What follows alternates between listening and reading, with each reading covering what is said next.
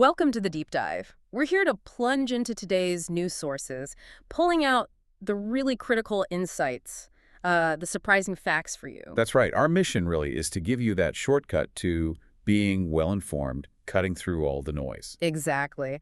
And today, wow, we've got quite the collection. I mean, everything from a literal piece of outer space landing in someone's living room Which is just incredible. to really high-stakes diplomatic meetings, some groundbreaking science, shifting global power dynamics, even getting into consciousness itself. It's an incredibly rich mix today. These stories, they might seem separate at first glance, but they really do connect in some fascinating ways when you start looking closer. Absolutely. So for today's deep dive, we'll navigate through science, space, technology, see how discoveries are reshaping, well, everything. Then we'll jump into geopolitics and diplomacy. Yeah, some really complex negotiations and conflicts happening right now. Definitely. We'll also touch on market trends, climate change, which is unavoidable news right now, natural disasters, societal shifts, health policy, even the justice system. We'll try and connect those dots for you. Sounds good. Let's dive in. Where should we start? Let's start with our planet, because it's certainly making itself known right now. Global climate and geological phenomena. Okay, so Europe. It's grappling with some really, really extreme heat. Wildfires are just raging across southern Europe. Yeah, reaching critical levels. We've heard tragic news like a man dying from severe burns near Madrid in Spain. The human cost is immediate and devastating. 40 degrees Celsius, that's 104 Fahrenheit. It's just Yes. hard to imagine day after day, and these fires spreading. It is. And the impact zone is huge. Red alerts, highest level warnings in parts of Italy, France, Spain, Portugal, the Balkans. Temperatures consistently over that 40 C mark. And evacuations? Tens of thousands evacuated. Yeah. From homes, hotels, lives just completely disrupted. And what's really striking or maybe concerning is that this isn't just a one-off bad summer. It fits this accelerating pattern. Record temperatures, prolonged droughts across Europe.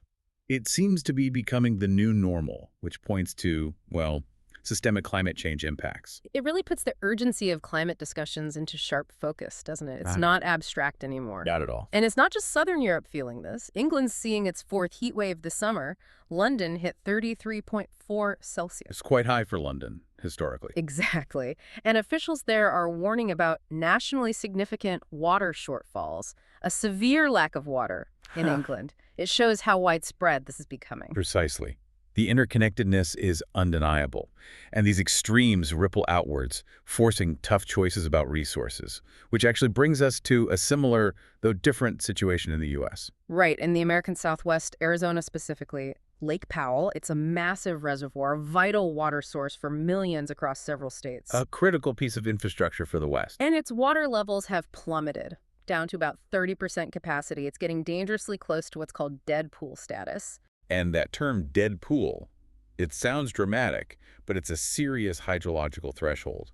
It raises really urgent questions about water management with these ongoing droughts. So what happens if it actually reaches dead pool? Well, it means the water level drops below the dam's lowest intake pipes, the Glen Canyon Dam specifically. Mm-hmm. So two major things. First, it can't generate hydropower anymore, which is a key energy source for the region. Okay. And second, perhaps even more critical, it can't release water downstream to states like California, Arizona, Nevada. Which rely on that Colorado River water. Absolutely. For cities, for agriculture, vast areas depend on it. So dead pool isn't just a technical term. It's potentially catastrophic for the region. Oh. Imminent threat, really. Wow. Okay. And further east in Colorado, they're tackling water scarcity from a different angle. They're trying to increase recycling of something called produced water. Right. This is water that's a byproduct of oil and gas drilling. It's contaminated with chemicals. So not exactly pristine. Not at all.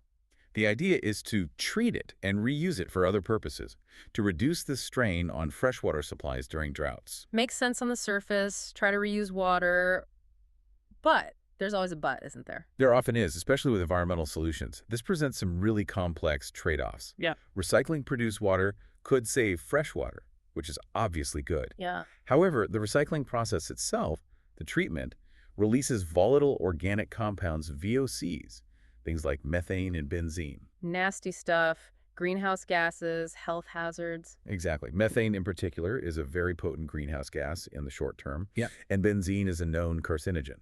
So environmental groups like earthworks, they're quite concerned. They're worried that even with more recycling, the overall emissions might actually go up. That's the fear, yes. Yeah. Unless there are really stringent controls on the emissions from the recycling facilities themselves, which can be expensive and difficult to implement effectively. Okay, so here's where it gets really interesting and kind of frustrating, right? You try to solve one big problem, water scarcity, but you might actually make another one worse, air pollution and climate change. It's a classic environmental policy dilemma. No easy answers. Every option seems to have a downside. And it affects communities differently too, right? These recycling plants? Yes, that's another layer. New facilities often face stricter siting rules, especially in what are termed disproportionately impacted communities. These are often lower-income communities, communities of color, that have historically dealt with more industrial pollution. So the plants might end up further away. Potentially, which could mean trucking the produced water longer distances for treatment. And trucking itself creates emissions, vehicle emissions, diesel particulates. So you shift the problem around. It's like environmental whack-a-mole. That's a good way to put it. And this whole complex picture is happening against a backdrop of potential changes in federal policy. You're right, the EPA, Yeah. the Environmental Protection Agency. Exactly. The Trump administration is reportedly considering repealing the EPA's endangerment finding on greenhouse gases. Okay, remind us what that is. Sure, it was established under the Obama administration.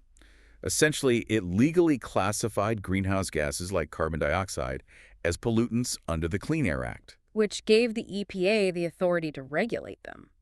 Correct. It's been the legal foundation for a lot of federal climate regulations over the past decade or so.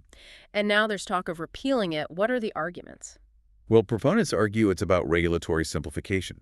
They frame the current rules as, quote, twisted law and warped science that burden businesses and hinder economic growth. They see it as federal overreach. Okay, and the critics? Critics say repealing it would be a major setback for climate action, potentially unraveling years of effort, and would pose significant risks to public health from pollution and climate impacts. In states like California, Massachusetts, they've often pushed ahead on climate rules anyway. Precisely. Those states, and others like Connecticut, have historically led the way. They're widely expected to challenge any repeal in court. So this could lead to significant, protracted legal battles over the future of U.S. climate policy. Okay, so a lot happening on the climate and water front. Let's shift focus slightly, still thinking about the planet's dynamics.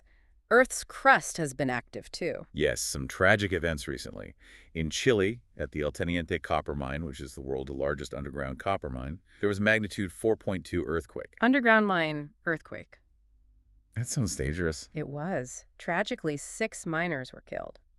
Investigations are still trying to determine if it was a purely natural quake or if it might have been induced or triggered by the mining activity itself. That happens sometimes, mining causing quakes. It can, yeah. Large-scale extraction can alter stresses in the rock. It's called induced seismicity. Okay. And then in Turkey? A larger one, magnitude 6.1 in western Turkey. It prompted an orange alert, impacting around 80,000 residents. Any casualties there? Sadly, yes. One elderly person died during rescue operations. It just highlights how vulnerable communities can be to these sudden geological events. Definitely. And it's not just quakes, it's ice too, right? Alaska. Right. In Juneau, Alaska, there are concerns about record flooding from the Mendenhall Glacier. Significant glacial melt is underway. So they're urging evacuations. Yes, and actively installing emergency flood barriers along riverbanks. It's another stark reminder of the rapid changes happening, from deep underground to the icy surfaces of our planet. Astounding discoveries and celestial events. All right, buckle up for this next one. It's literally out of this world. Can you imagine waking up, going downstairs, and finding a rock? A rock from before the Earth existed, just sitting there in your living room. It sounds like science fiction, doesn't it? Totally. My first thought would be, did I leave a window open? Did a bird drop it? Then I probably just stare at it for hours. Well, something very much like that actually happened in McDonough, Georgia, in the U.S. Yeah. A meteorite crashed right through someone's roof. In a way? Yes. It's now officially called the McDonough meteorite. And the scientific significance is just immense. That's so. Well, estimates put its age at about 4.56 billion years old. Okay. And Earth is? About 4.54 billion years old. So this rock is genuinely older than our planet. Wow. It's classified as an ordinary chondrite, which sounds common, but these are incredibly valuable scientifically. They're like primordial building blocks of the solar The system. leftovers from when the planets formed. Essentially, yes. Yeah. They give us clues about the conditions in that early cloud of gas and dust, the solar nebula. Hmm. And the fact that this one survived falling through our atmosphere is remarkable. Most burn up completely. So people must have seen something. A fireball. Oh, yeah. Witnesses reported seeing a really bright fireball streaking across the sky and feeling a sonic boom over a wide area. Quite the entrance. I'll say, like a shooting star that decided to stick the landing right in someone's house. Exactly. And beyond just the spectacle, studying it reveals minerals formed under extreme pressure and temperature. That tells us about the violent processes in the early solar system. So it helps decode how planets formed, and maybe even the origins of life. Potentially, yes. These meteorites can contain organic compounds, the building blocks of life. They're like time capsules carrying chemical clues from billions of years ago. And, it's also a potent reminder that we're constantly interacting with space debris. Planetary defense isn't just theoretical. Good point. Okay, shifting our gaze further out. NASA, the National Aeronautics and Space Administration, they've been busy too. An astronaut on the ISS. Yes, Nicole Ayers. She captured an amazing image of a rare atmospheric phenomenon called a gigantic jet. Gigantic jet. Sounds impressive. What is it? It's not like regular lightning or even Sprites, which are those brief flashes above storm clouds. These jets shoot upwards from the tops of thunderclouds, maybe 20 kilometers up, and form an electrical bridge all the way to the upper atmosphere, around 100 kilometers. An electrical bridge. Yeah, they actually deposit significant electrical charge into the ionosphere, that ionized layer high above us.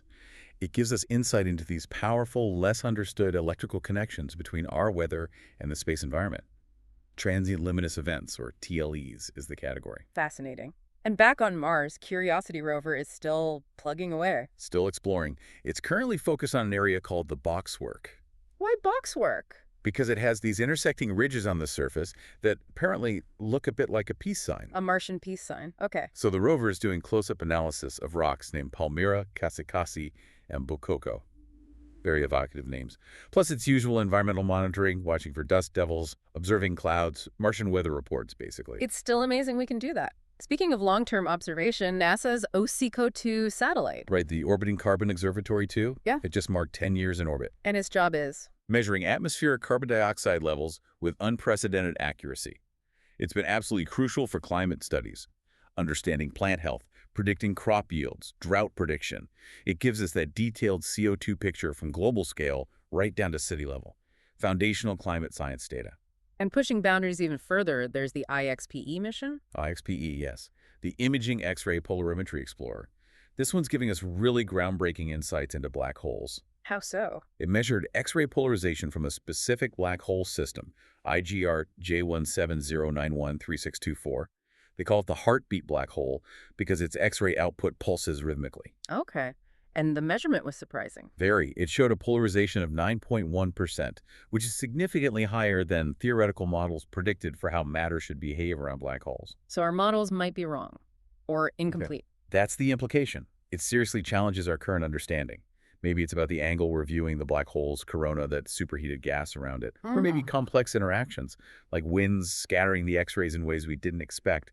It's forcing a rethink. Wow. So bringing it all together, from ancient rocks landing in Georgia to electrical jets in our atmosphere, Martian geology, and black holes challenging physics. It's just incredible what we're learning. The pace of discovery is relentless. It constantly pushes the boundaries of what we know about the universe and our place in it. And for anyone looking up tonight, don't forget the Perseids meteor shower is peaking. It's supposed to be the year's brightest. Plus, Venus and Jupiter will appear pretty close together in the sky. A nice celestial show. And also, in space news, ULA United Launch Alliance, their Vulcan rocket, had its first successful Space Force mission, an important step for them and for national security space capabilities. Okay. Now, let's shift from the vastness of space to something equally mysterious, perhaps even more personal: consciousness. Right. This is a fascinating and admittedly very speculative area. Yeah, this one got my attention, an article in Popular Mechanics exploring the idea that, get this, our gut feelings might actually be memories from the future. Okay, unpack that a bit. The theory is that our subconscious mind might somehow access information that isn't bound by linear time. Precognition, basically. I mean, my gut feeling usually just tells me I need more coffee. Slight chuckle. Most Ah, people's do. not that I'm remembering tomorrow's latte. But seriously, the idea itself is pretty wild. It is wild. But perhaps surprisingly, it's not entirely new territory, at least in terms of investigation. The U.S. Central Intelligence Agency, the CIA, Oh boy, here we go. they actually funded quite extensive research into psychic phenomena back in the 70s through the 90s. Things like remote viewing, maybe even precognition. The CIA was funding psychic research. Serious. Seriously. There are declassified documents detailing these experiments. It shows there was, at least for a time, serious, if highly controversial, interest within the intelligence community about accessing information beyond normal means. That is bizarrely fascinating. Like something out of a movie. It does have that feel. And from a purely theoretical physics perspective, some advanced, very speculative models in quantum physics do propose mechanisms where information about future events could, theoretically, be encoded in quantum states and perhaps accessed subconsciously. So there's a possible scientific angle, however remote. Possible in the sense of theoretical frameworks being explored. But, and this is huge, Pete, but the mainstream scientific community remains deeply skeptical. Why? Because science demands reproducible results, verifiable evidence. And precognition, historically, has really struggled to meet those standards consistently. Without that empirical, repeatable proof, many scientists classify it as pseudoscience. It's a classic clash between intriguing theory and the need for hard evidence. Right. Okay, so from potential future memories, let's jump way back into the distant past. Archaeology, a lost Mayan city found. Yes, a remarkable discovery in the Guatemalan jungle, and what makes it even more interesting is how they found it. They were partly guided by a 327-year-old letter, written by a 16th century Spanish explorer, Diego de Landa. He described a place called the Land of the White Jaguar. Wow, using an ancient letter as a treasure map almost. In a way, yes. It's a testament to the Mayan civilization, obviously a major political and cultural force known for advanced math, astronomy, incredible architecture. And how did they confirm it? Just digging based on the letter. They combine the historical clue with modern tech, specifically LiDAR, light detection and ranging. That's the laser scanning thing. Exactly. It uses lasers, often from aircraft, to map the ground surface in incredibly fine detail, even through dense jungle canopy. It can reveal subtle variations in elevation that indicate buried structures. So it saw the city under the trees. It revealed layouts consistent with Mayan construction platform mounds, plazas, maybe ball courts hidden for centuries. It's a powerful example of combining old documents, even potentially biased ones, with new technology to make discoveries. That is really cool. Okay, one more ancient find before we move on. An ancient whale. Found in Australia. Described as deceptively cute. Deceptively cute? What does that mean? Well, apparently it also had razor-sharp teeth and eyes the size of tennis balls. Ah. Deceptively cute. Sounds like my cat before breakfast. Slight chuckle. Maybe. This one lived millions of years ago, found in an old geological formation. It just gives us more insight into the incredible diversity and evolution of ancient marine life. The rapid evolution of technology. All right, let's shift into the tech world, which always moves at lightning speed. And first up is a real head-scratcher, maybe even jaw-dropper, an AI startup called Perplexity. Relatively new player, known for their AI search engine. Right. They've reportedly made a bid to acquire Google's Chrome browser. Yeah, the world's most popular web browser. Wait for it, $34.5 billion. Which sounds like a massive number, and it is. But here's the kicker. That reported offer is actually more than Perplexity's entire current valuation. So they're bidding more than they're worth. How does that even work? Well, it certainly raised eyebrows. Caused a huge stir. Critics immediately jumped on it, calling it a stunt just to get attention, or saying it massively undervalues Chrome, given its market dominance and integration with Google's whole ecosystem. So is it a serious bid or just noise? That's the billion-dollar question, isn't it? Or the $34.5 billion question. It definitely shows the immense confidence, maybe even hubris, of some AI companies right now. What would it even mean if they did somehow pull it off? It would completely reshape the tech landscape. Imagine Perplexity's AI search deeply integrated right into Chrome by default, potentially bypassing Google search for millions. It signals this ambition for AI to own the core platforms we use, like the browser itself. It's a very bold statement, whether it succeeds or not. Okay, so AI isn't just making huge bids, it's also changing things at a smaller scale too, right? For businesses. Absolutely. AI-generated images, for instance, they're becoming really essential tools for small and medium-sized enterprises. SMEs, especially mentioned here, are Caribbean and Black-owned SMEs. How so? It gives them access to high-quality custom visuals quickly and affordably, helps them compete visually with bigger companies that have large marketing departments. The key is learning how to prompt the AI effectively, like a creative director, to get authentic, distinctive results. Democratizing visual content in a way. Exactly. And then at the other end of the spectrum, you have Rolls-Royce, The car company.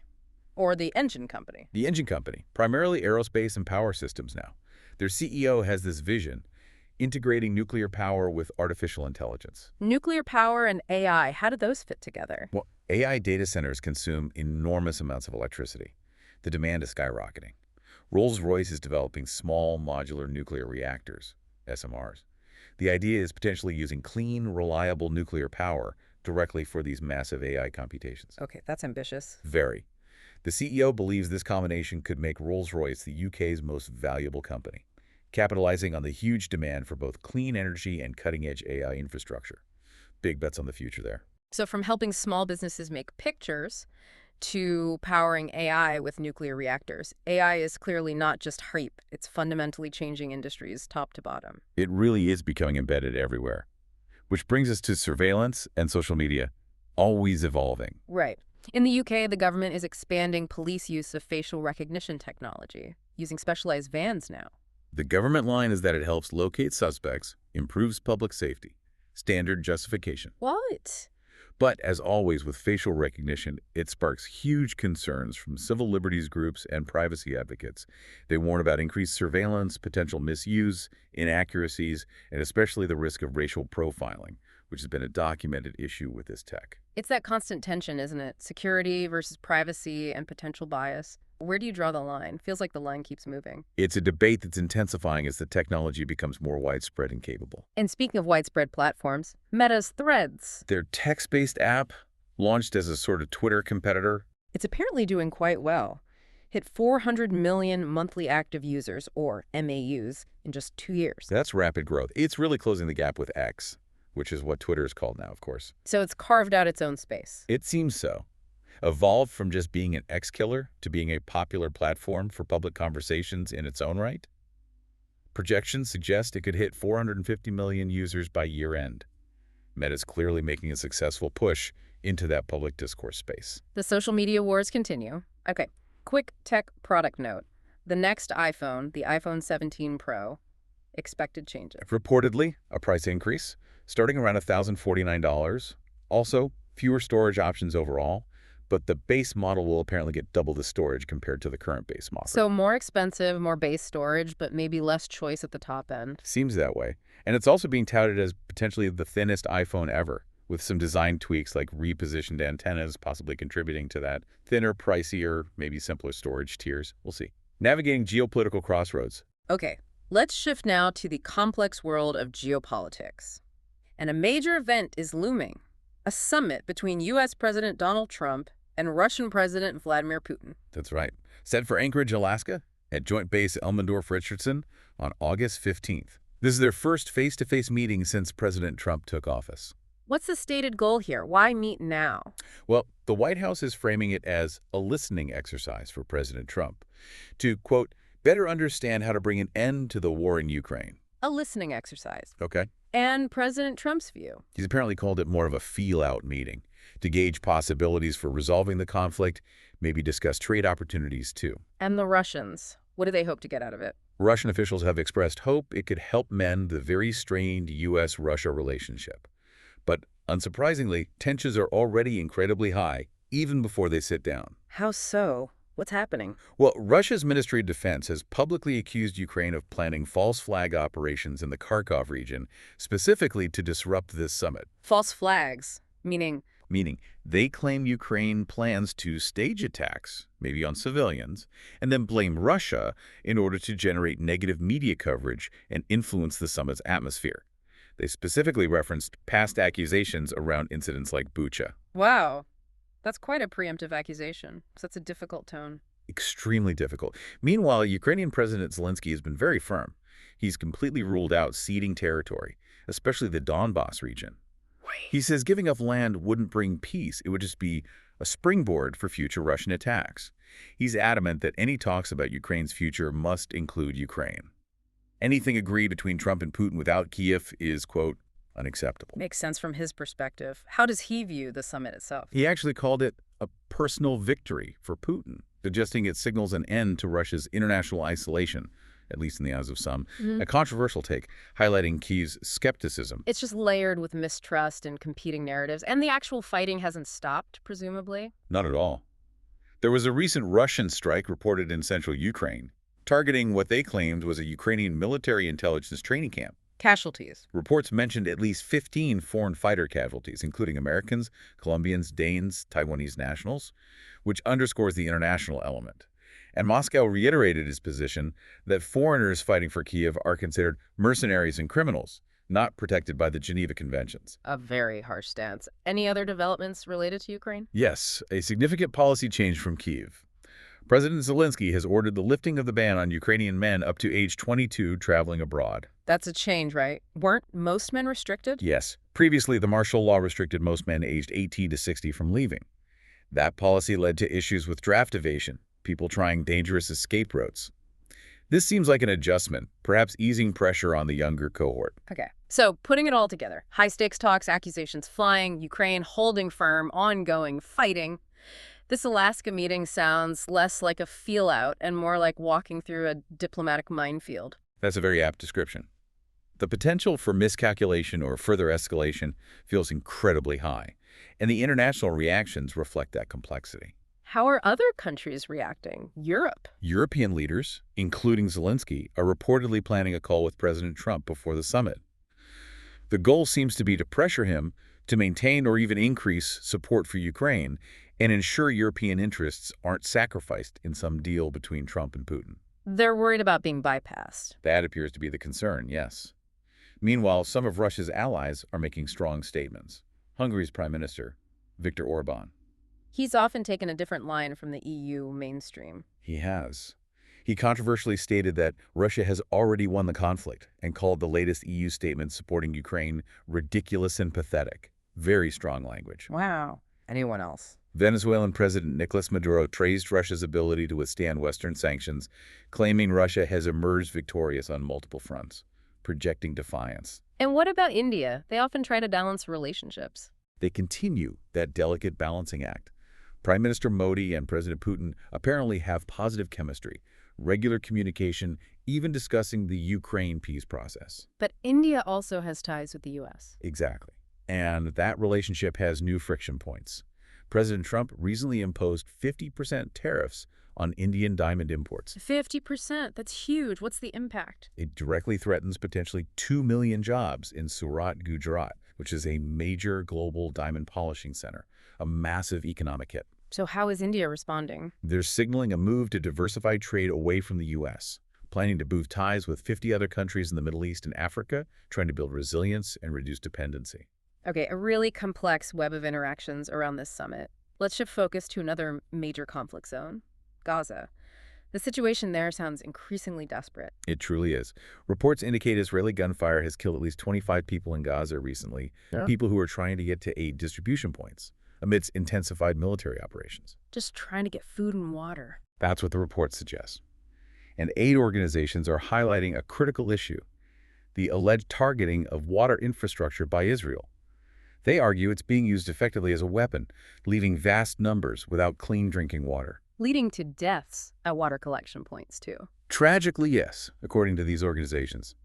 It's painting a picture of a deepening humanitarian catastrophe, prompting urgent international calls. What's the international response? The UK and its allies are now publicly demanding immediate, permanent, and concrete steps to get aid into Gaza. They're warning about an unfolding famine. Diplomacy is also ongoing. A White House envoy met with Qatar's prime minister. A Hamas leader visited Cairo trying to salvage ceasefire talks. But there's also controversy around statements from Israeli leadership. Yes. Israeli Prime Minister Benjamin Netanyahu stated an intention to facilitate the exit of Palestinians during the military campaign. This aligns with reported agendas from U.S. President Trump about potentially relocating a large part of Gaza's population. Which critics are calling. Critics, including human rights groups and international bodies, are warning this could amount to ethnic cleansing. It raises profound questions about international law, civilian protection, and the responsibility to prevent atrocities when geopolitical interests are so deeply involved. Okay. Moving to human rights reporting itself, changes are happening under the Trump administration. Yes, reports indicate the annual U.S. human rights reports are being rewritten and scaled back. Scaled back how? Slashing the scope, apparently, and toning down criticism of certain U.S. allies. Specifically mentioned are Israel and El Salvador. So, less critical of allies. That's the allegation. For instance, the latest draft reportedly highlights extrajudicial killings in South Africa, while allegedly omitting similar details about abuses in countries considered political allies. At the same time, criticism of human rights in places like South Africa and Brazil has reportedly intensified. What's the implication of that? Well, it raises questions about consistency and impartiality. Are human rights standards being applied universally, or are geopolitical considerations influencing the reports? Critics worry it undermines the credibility of U.S. human rights advocacy if it appears selective or politically motivated. Okay. Let's look at the UK political scene briefly. Migrant crossings, still a major issue. Very much so. Small boat crossings have reportedly reached 50,000 since the Labour government took office. A minister called the number unacceptable, but claimed progress is being made. It remains a highly charged political issue. Also in the UK, an issue with soldiers in Kenya. Yes, an inquiry found British soldiers are still using sex workers there, despite a ban put in place after previous scandals. The Chief of Defense Staff had to reaffirm the Army's commitment to stopping sexual exploitation, an ongoing disciplinary challenge. And a concerning incident involving a politician visiting a migrant camp. Chris Philp, the Shadow Home Secretary, described having a knife pulled on him during a visit near Dunkirk, France. It really highlights the tense and potentially dangerous conditions in and around these camps.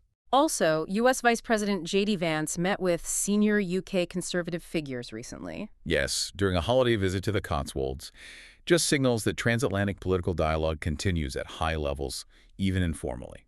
Okay, a few other significant political stories globally. South Korea. Major developments there. The former First Lady, Kim Keon-hee, has been arrested.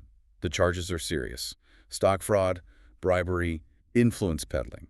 Prosecutors acted partly on concerns she might destroy evidence. And her husband, the president. President Yoon Suk-yeol, he was already impeached and is currently on trial himself, facing insurrection charges.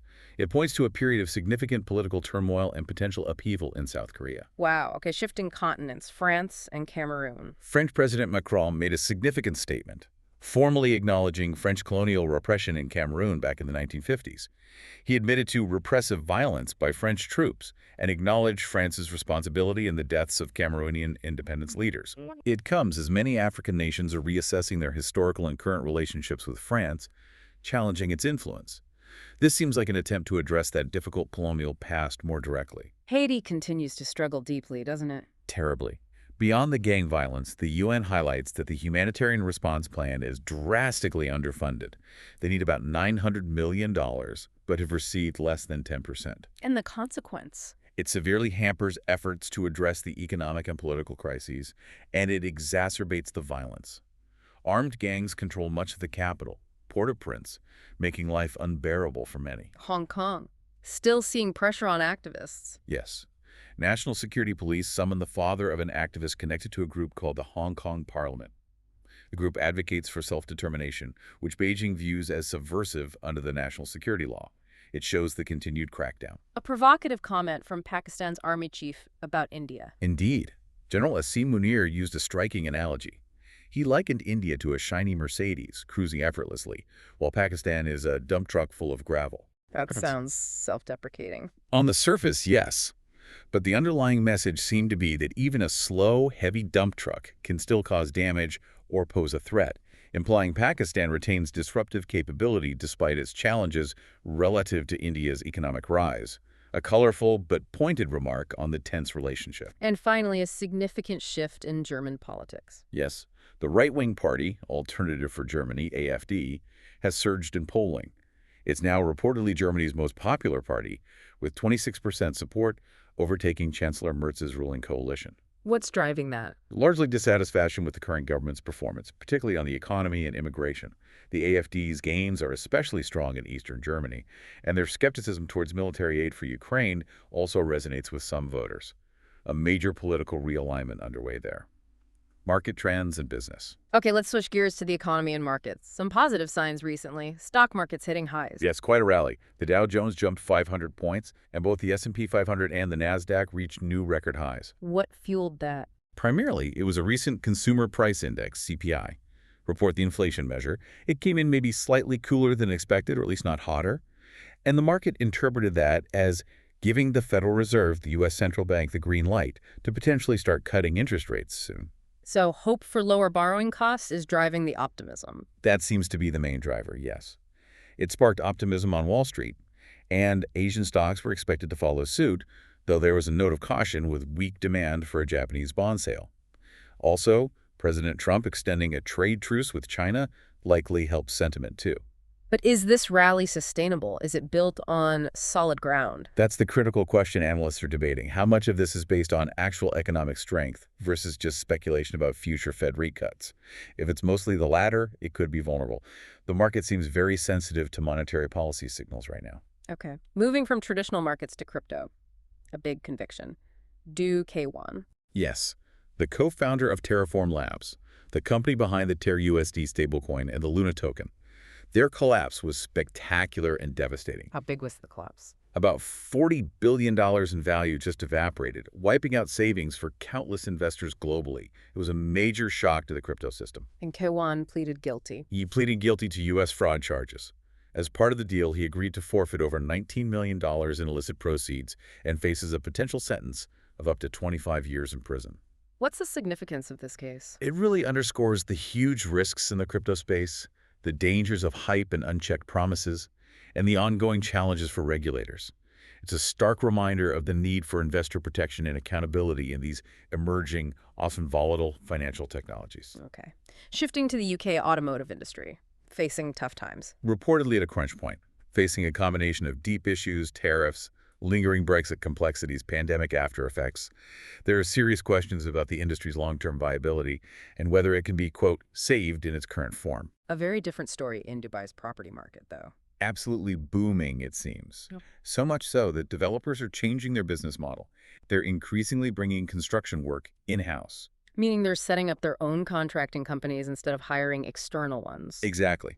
The goals are better control over project timelines, costs, and quality, and crucially, keeping a larger slice of the profits from this surging market. Vertical integration, essentially. Meanwhile, China's property crisis, the one triggered by Evergrande and others, still ongoing. Yes, the fallout continues, 4 years later. The human cost is significant. Many families are still stuck, quote, in broken houses, meaning they paid for apartments that were never finished. They're still paying mortgages on unfinished homes. In many cases, yes. Despite government efforts to restart stalled projects, the problem persists. It's led to falling property values generally and really bleak sentiment among potential buyers, which weighs on the whole economy. Turning to Japan, pressure on the central bank. Yes, the Bank of Japan, BOJ. There's apparently internal pressure for them to change how they communicate about inflation, specifically to move away from a vaguely defined underlying inflation measure and adopt a more direct, possibly more hawkish stance. Why the change? Some board members are reportedly concerned about second-round effects, where initial price rises lead to wage demands, which then fuel further price rises if inflation isn't tackled more clearly and proactively. A push for more clarity in their monetary policy. And finally, President Trump's influence on a key industry, semiconductors. Yes, reports suggest he's asserting significant influence, aiming to reshape the U.S. economy by boosting domestic chip production and innovation. Like the Ship ES Act, but maybe a more direct approach. Potentially. The goal is strengthening domestic capabilities in this critical technology, essential for everything from AI to defense. The approach is being compared by some to China's state capitalism model, a more interventionist government role in strategic industries to ensure national advantage and supply chain security, crime, health, sports, and events. Broader context. Okay, let's wrap up with a look at some broader societal stories. Crime, health, sports, and other events. First, policing in the UK. New guidance on disclosing suspect ethnicity. Yes. Police forces are now encouraged to release a suspect's ethnicity in high-profile or sensitive cases. The stated aim is to combat misinformation and improve transparency with the public.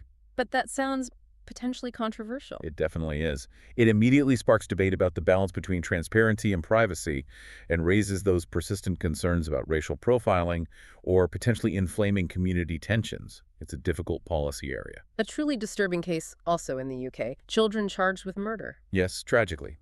3 children have been charged with the murder of a 49-year-old man in Kent. It raises profound and difficult questions about youth violence, its causes, and how society responds. And in Haiti, action against a major gang leader. The U.S. has announced criminal charges against Jimmy Cherizier, better known as Barbecue. He leads the powerful Viv Ansam gang coalition that controls large parts of Port-au-Prince and is accused of widespread violence, murders, kidnappings, attacks on infrastructure. Is there a reward out for him? Yes, up to $5 million for information leading to his arrest. It highlights the severity of the gang crisis there and the international effort to address it. A bizarre crime story from the UK involving a U.S. woman. Quite cinematic, almost. A U.S. woman was convicted over a failed assassination attempt. Apparently, she flew to the U.K., tried to shoot a man at point-blank range, missed, or the gun failed, and then was on the run for nearly 5 years before being caught. Wow. And U.S.-Mexico cooperation on crime.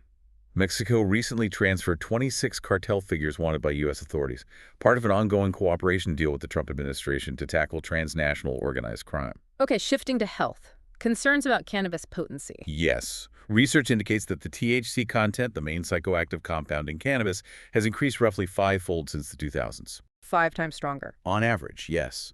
And this is raising public health concerns about a potential link between these much higher THC levels and an increased prevalence of schizophrenia among some users. It suggests public health policy needs to catch up with the reality of today's cannabis products. The sunscreen debate. All seems to be conflicting information there. It can be confusing. You have public health officials strongly emphasizing its importance for skin cancer prevention and debunking myths, but you also have ongoing discussion about specific ingredients concerns about hidden toxic substances versus ingredients that are maybe banned in Europe but still used elsewhere. The key takeaway is probably to rely on advice from major health organizations and dermatologists. Cancer treatment. Progress is being made overall, but not everywhere. That's right. While survival rates for many cancers have improved significantly, which is great news, there's a worrying lack of progress against some of the deadliest, most aggressive forms. It highlights where research efforts and new treatment strategies are most urgently needed. A practical health measure being added to the UK driving test. Yes. CPR, cardiopulmonary resuscitation, first aid questions covering CPR will now be part of the driving theory test. Why? The idea is to equip more people with basic life-saving skills. Around 2.4 million people take the test annually, so it could potentially train a huge number of bystanders to respond in cardiac arrest emergencies, hopefully improving survival rates. Mental health stigma, an issue highlighted in Jamaica. Yes, an article focused on inner-city Kingston, showing how individuals with mental health issues are often stigmatized, cruelly labeled madman. It points to deep misconceptions, a severe lack of resources, and major barriers preventing people from getting the care they need. A call for more understanding and better services. The refugee crisis involving people from Myanmar. Funding cuts are hurting. Severely impacting refugees along the Thailand-Myanmar border. Critical shortfalls in food aid and healthcare services are leaving many, quote, on the brink, facing desperate conditions and immense anxiety. And a controversial court order in Delhi, India, regarding stray dogs. Yes. The Supreme Court ordered the relocation of somewhere between 800,000 and 1 million stray dogs from residential areas to shelters within just 2 months. 1 million dogs in 2 months. Why? The court cited concerns about rabies and child safety, but it sparked huge protests from animal rights activists. Who argue? They argue it's impractical, inhumane, and that shelters won't cope. They advocate for sterilization and vaccination programs as a more effective and humane long-term solution. A really difficult conflict between public safety fears and animal welfare concerns. Okay, finally, sports and other events. UFC at the White House. Believe it or not, yes. The Ultimate Fighting Championship is apparently set to host its first ever fight event at the White House. Seriously, why? It is reportedly part of the events commemorating the 250th anniversary of the founding of the United States. Definitely an unconventional choice of venue. It will certainly get attention. I'll bet. India bidding for the Commonwealth Games. Yes. The Indian Olympic Association has officially approved a bid to host the Games in 2030. Shows India's growing ambition in hosting major international sporting events. And tourism patterns shifting. Czech tourists choosing Poland over Croatia? Increasingly, yes. Seeking milder temperatures on Poland's Baltic coast as southern Europe experiences more extreme heat. There's also a new direct rail service making it easier. It's a small example of how climate change is subtly reshaping even things like vacation choices. And lastly, International Youth Day. The UN used it to emphasize the vital role young people play in driving social change and building sustainable futures, highlighting examples like youth-led businesses in Yemen, tech repair training in Kenyan refugee camps, using theater for advocacy in Myanmar. Just a reminder of the power and potential of young people globally. Outro. Well, what a journey today. From a rock older than Earth landing in a living room to the complex dance of global diplomacy in places like Alaska and Gaza, the sheer speed of AI's impact. You really covered a lot of ground. We certainly have. We've seen immense challenges, incredible innovation, and conflicts that continue to shape our world, all demanding our attention, our understanding. And it really strikes you, doesn't it, how interconnected everything is. A heat wave in Europe connects to water policy debates in the U.S. Southwest. A tech startup's bid in Silicon Valley could change how millions access information. A meeting in Alaska sends ripples across continents. Absolutely. No story exists in isolation. They're all threads in this larger, constantly evolving global narrative that affects every one of us. So as we try to process all this, it leaves us with a question, perhaps. As informed global citizens, what's our responsibility? Is it just to consume the news, or is it to really engage with what it all means for our shared future? That's the vital question, isn't it? It suggests that understanding isn't really a final destination we arrive at. It's more like a continuous journey, a journey of discovery, and maybe, just maybe, a journey towards informed action.